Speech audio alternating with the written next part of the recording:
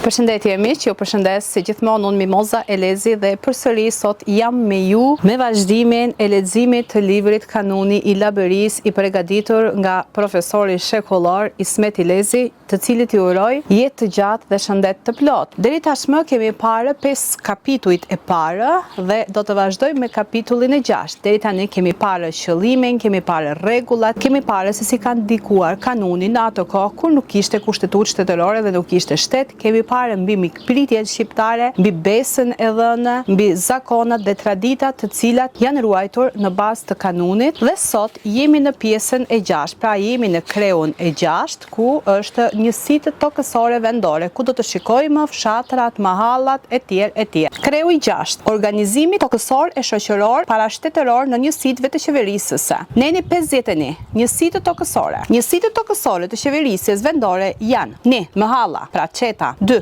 Katundi, fshati dhe krahina, vilajeti, me kufit të saktuar, me pronat e tyre të paluajtshme, tokë, bujqësore, kullotë dhe pyeje. Neni 52, mahalla, qeta ose lagja, përbëhet nga një njësi tokësore e caktuar, ku banojnë bashkësi, pra grumbull shtëpish, të një ose disa vëllazërive, që rrjedhin nga trungu i përbashkët ose edhe të vëllazërive të ndryshme apo të familjeve të veçantë të ardhura me të drejtat dhe detyrime të barabarta. Neni 53, të drejtat dhe detyrat e pjesëtarëve të mahallës. Pjesëtarët e mahallës, qetës, kanë të drejtë të barabartë të marrin pjesë në kuvendin e saj dhe për problemet e interesit të përbashkët. Ata kanë për detyrë të respektojnë e të zbatojnë vendimet e këshillit të pleqjve të mahallës apo fshatit, për rendin e sigurinë, për punimet apo shërbimet e përbashkëta, për pjesëmarrjen në kryengritjen armatosu kundër pushtuesit të huaj. Neni 54, fshati Katundi. Fshati Katundi është njësia kryesore tokësore që përbëhet nga tërësia e shtëpive të gjitha mahallave të krejt fshatit dhe përbëhet nga disa vëllazëri e fise. Fshati ka emrin dhe kufijtë e tij, pronat e paluajtshme, tokat, pyllin, kullotat, burimet të ujit, stanet, rrugët e hyrjes dhe të daljes. Fshatrat dallohen në të mëdhej kur kanë si rregull 500 shtëpi e lartë, në të mesëm me nga 100 deri në 500 shtëpi dhe në të vegjël deri në 100 shtëpi. Neni 55, krahina. Krahina është njësia etnokulturore dhe tokësore më e madhe që përbëhet nga tërësia e fshatrave që kanë të përbashkëta gjuhën, dialektin, zakonet, traditat, kulturën, me kufijtë të caktuar e rrugën ndërlidhëse me fshatrat e saj dhe me krahina të tjera. Krahina mund të përbëhet nga 2 ose më shumë fshatra. Krahina me një fshat nuk ka. Këtu kemi shënim. Fshati Ramicë në Vlorë përbëhet nga 10 mahalla me 21 fise. Fshati Kuçi Kurveleshit përbëhet nga 5 mahalla me më shumë se 100 fise. Fshati Prongji Kardhiq, fshat Perqesh me çiftësi të Kardhiqit ka 4 mahalla, pra 4 lagje, 2 muslimane dhe 2 kristiane, nuk kanë lidhje gjaku për vetëm gjitoni. Janë të një fisi nga 2, 3, 4, 5 familje, por jo më tepër. Pra ky ishte kreu i 6, ku në kreun e 6 pamë përbërjen e njësive tokësore, pra krahinat, lagjet, fshatrat. Tani do të shikojmë, do të dalim në kreun e 7. Në kreun e 7 do të shikojmë organizmat e vetëqeverisjes vendore. Neni 56, e drejta për pjesëmarrjen në vetëqeverisjen vendore. Në vetëqeverisjen vendore ka të drejtë të marrë pjesë çdo burr për shtëpi, drejt për drejt ose nëpërmjet përfaqësuesve pleqjve të bashkisë së njësisë vendore. Organizimi i brendshëm shoqëror mbështetet në lidhjet falefisnore, në vëllazëritë më dha e të vogla që përbëjnë njësitë vendore dhe ekonomike shoqërore. Organizmat e vetëqeverisjes vendore e ushtrojnë veprimtarinë e tyre në bazë të normave të së drejtës zakonore, pra kanunit dhe traditës. Neni 57, organizmat e vetëqeverisjes vendore. Organizmat e vetëqeverisjes vendore përbëhen nga plaku i barkut, këshilli i pleqjve të mahallës, vëllazërisë, lagjes, qetës, këshilli i pleqjve të fshatit, pra të Katundit, kuvendet, sistemi i gjyqeve të pleqjve. Neni 58, plaku i barkut. Plaku i barkut qëndron në krye të barkut të tij dhe përfaqëson atë në mahallë e në fshat. Plaku i barkut është burr zakoni si rregull, i moshuar, i mençur, i urtë,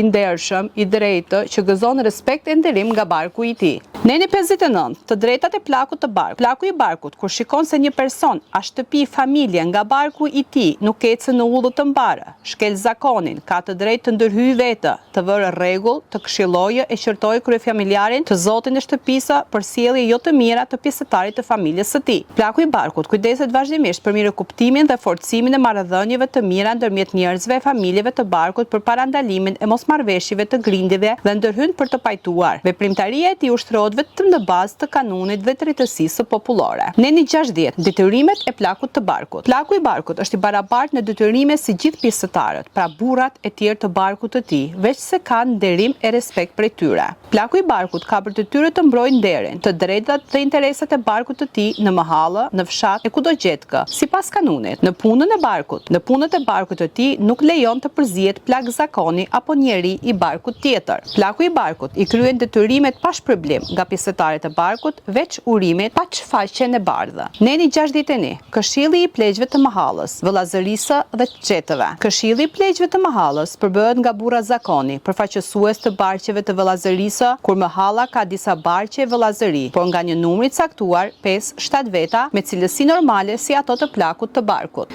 Këshilli i pleqjve të mahallës nuk është organizëm shoqëror i përhershëm, i qëndrueshëm e i trashëgueshëm, por vepron për zgjidhjen e çështjeve konkrete të saj bazuar në kanun. Neni 62. Të drejtat e këshillit të pleqjve të mahallës. Këshilli i pleqjve të mahallës, vëllazërive, kujdes për mbarëvajtjen e mahallës, për ruajtjen dhe forcimin e marrëdhënieve të mira ndërmjet banorëve të saj, për të ndihmuar familjet e varfra e panjeri, për të parandaluar grindjet e mosmarrveshjet, të gjyqësinë dhe për t'i pajtuar palët. Ndihmon për zgjidhjen e problemeve ekonomike e shoqërore sipas normave të kanunit të traditës së popullore. Këshilli i pleqjve të mahallës, kur paraqitet nevoja për çështje me karakter të përgjithshëm dhe nuk ka mundësi për të zgjidhur vetë, kërkon mbledhjen e banorëve të mahallës. Neni 63. Këshilli i pleqjve të fshatit, pleqësia. Këshilli i pleqjve të fshatit, pleqësia, është organizëm i vetëqeverisjes vendore që përbëhet nga pleq zakoni, përfaqësues të barqeve e mahallëve, pra vëllazërive, deri në 12 veta, që gëzojnë respekt e besim në fshat. Përbërja e këshillit të pleqjve të fshatit, pleqësisë, përcaktohet nga numri i banorëve të fshatit. Pjesëmarrësit e tij janë të zgjedhur për një kohë të caktuar, por jo të përhershëm e të trashëgueshëm. Pjesëmarrësit që largohen ose hiqen për arsye të ndryshme,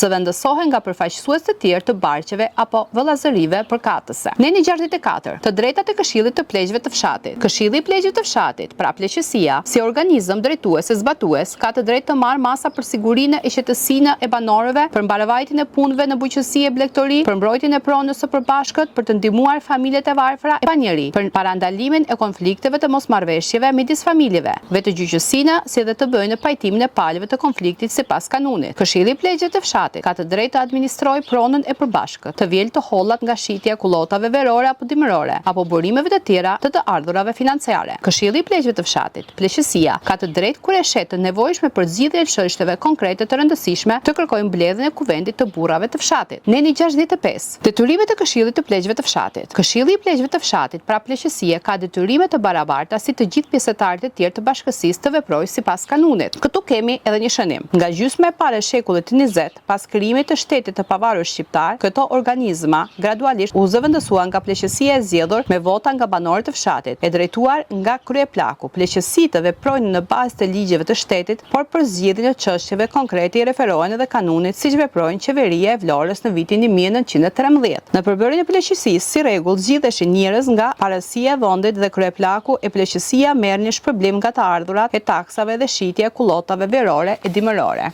Akoma edhe sot i kemi pleqë të fshatit ku zgjidhen në fshat. Pra, neni 65.2. Këshilli i pleqjve të fshatit ka për detyrë të kujdeset vazhdimisht për zgjidhjen e kërkesave të banorëve, për aq sa ka mundësi, bazuar në drejtësinë popullore. Këshilli ka për detyrë të administrojë drejt të ardhurave financiare. Këshilli i pleqjve përgjigjet para kuvendit të burrave dhe mbledhjes së përgjithshme të fshatit për plotësimin e detyrimeve që ka marrë përsipër. Neni 66. Vendimet e këshillit të pleqjve të fshatit të pleqësisë. Vendimet e këshillit të fshatit bazuar në kanun, merren njerëz ose me shumicë të pranishmëve dhe u njoftohen banorëve me anë të plakut të barkut apo të mahallës, vëllazërive ose lajmësit. Neni 67. Zbadueshmëria e vendimeve. Vendimet e këshillit të pleqjve të fshatit, pra pleqësia, janë të detyrueshme për të zbatuar nga bashkësia fshatare dhe çdo pjesëtar tjetër. Neni 68. Masat e marra në rast moszbatimi. Ndaj personave që nuk i zbatojnë ose kundërshtojnë vendimet, merret masa ndërshkruese të parashikuara në kanun me gjobe ose me bojkotim e deri me dëbim dhe kur ka shkaktuar dëm me shpërblimin e dëmit. Neni 69. Shpërblim për këshillin e pleqjve të fshatit. Këshilli i pleqjve të fshatit, pleqësia, për detyrat që kryen, merr një lloj shpërblimi në të holla ose në natyrë që buron nga të ardhurat financiare, shitja e kullotave verore e dimërore ose burimeve të tjera të ardhurash, sasia e shpërblimit nuk është e përcaktuar. Neni 70. Bekëshiu, pra roja,